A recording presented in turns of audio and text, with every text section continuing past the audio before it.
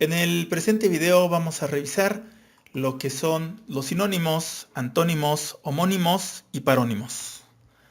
Vamos a comenzar por los sinónimos. Los sinónimos son todas aquellas palabras que tienen una diferente escritura, pero el significado es igual, parecido o semejante. Vamos a revisar los siguientes ejemplos.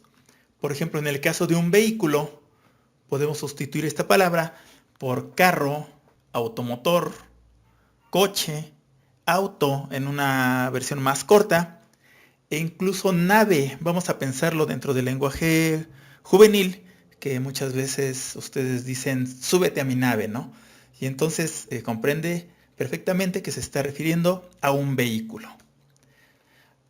Otro ejemplo sería una casa, que se puede referir como domicilio, hogar, vivienda, morada, residencia en un sentido más peyorativo, llamémosle así, si no es necesariamente una casa pequeña. Cantón, que viene siendo un término también más un tanto vulgar, o como lo utilizaban en los años 60. House, que se viene utilizando ahorita en estas ideas de mezclar el anglicismo, toda esta parte de la inglés, no el inglés precisamente, o piso, si lo referimos en el caso de un departamento dentro de la jerga o del idioma español de España, ¿no? Precisamente, por eso se coloca en rojo para darle esta connotación que es diferente y que se utiliza en otro país, ¿no? Pero que muchas veces, por toda esta migración y por toda esta gente que está aquí en México, se llega a utilizar como piso.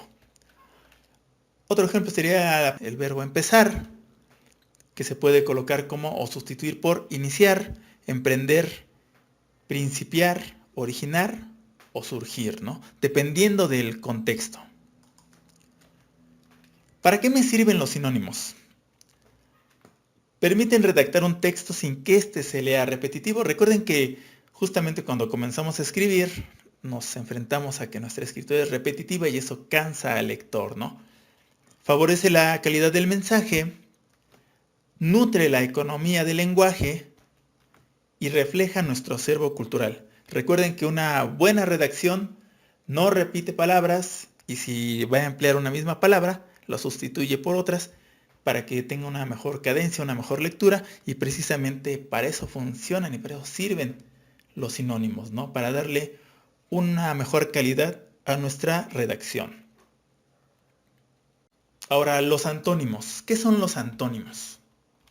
Son aquellas palabras que se oponen a otras en cuestión de significado. Por ejemplo, condenar, perdonar. Es lo opuesto. Chico, grande. Alto, bajo. Rápido, lento. Son términos que se contraponen. Los antónimos se conforman de palabras contrarias, como puede ser día-noche, pero también por la inclusión de prefijos. Vamos a recordar qué son los prefijos.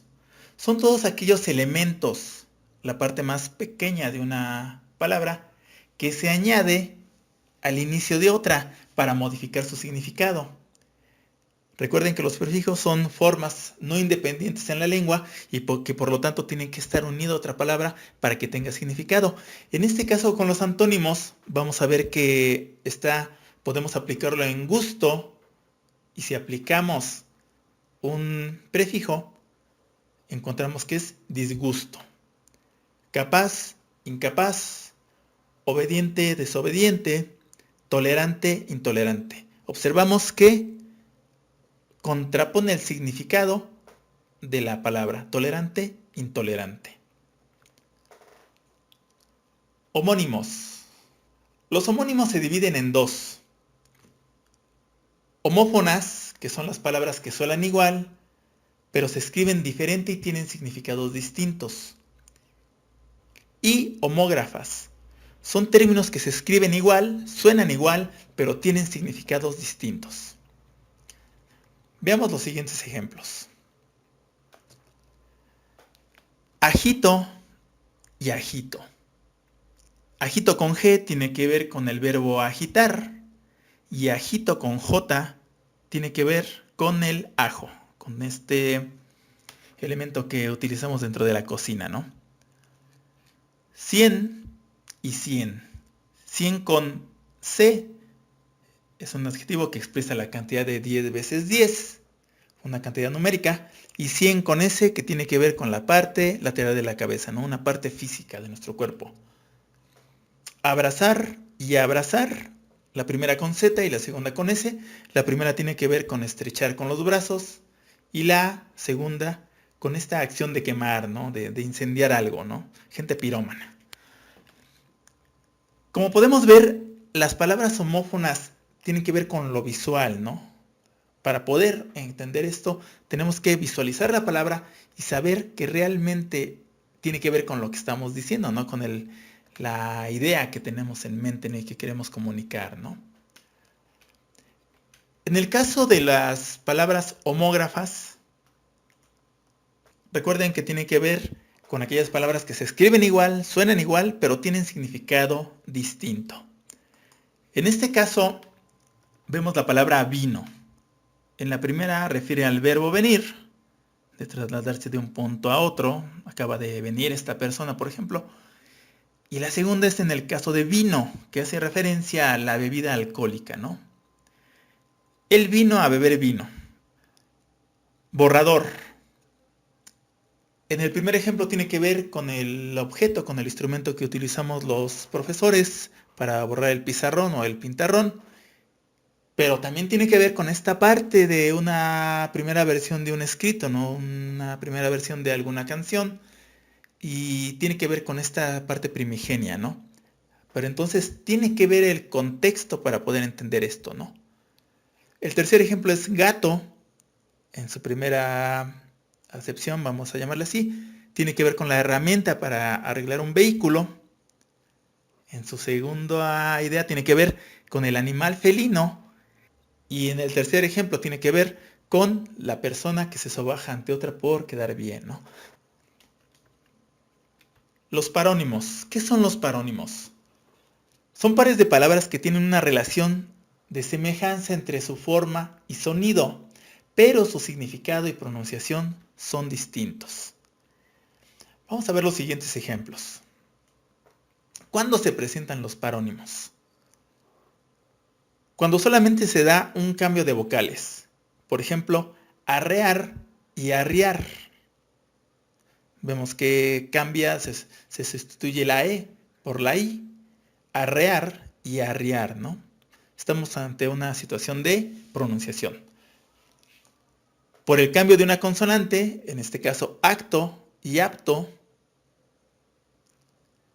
Por el aumento o supresión de letras, como puede ser compresión y comprensión. En este caso se aumentó la N. Y cuando se presentan dos de los casos anteriores, afección y afición. Aquí hay un aumento de grafía y un cambio de grafía también.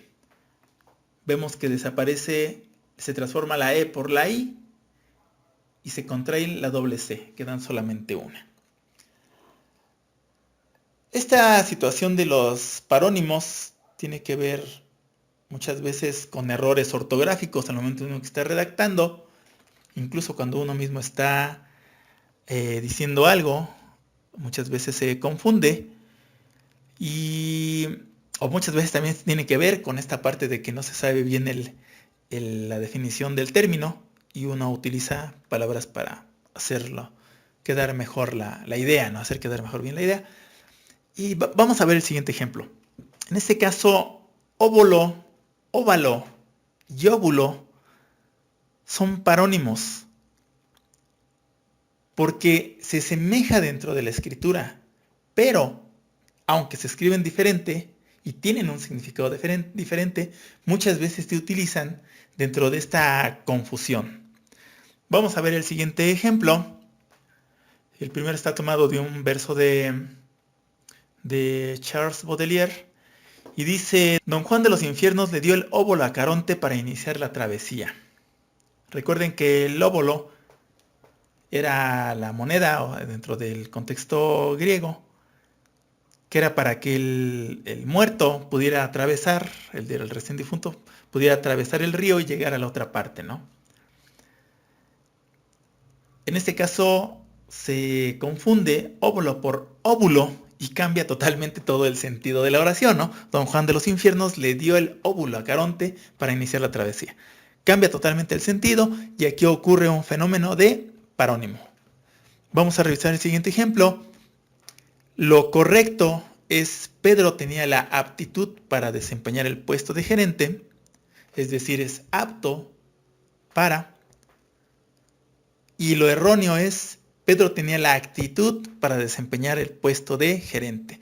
Ok, la persona puede tener toda la actitud del mundo, pero no las aptitudes, ¿no?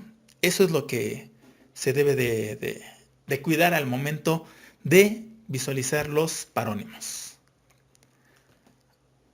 Hasta este punto hemos revisado la parte teórica y los ejemplos de lo que son los sinónimos, los antónimos, los homónimos y los parónimos. Vamos a revisar ahora un ejemplo de cómo irlos visualizando dentro de un texto.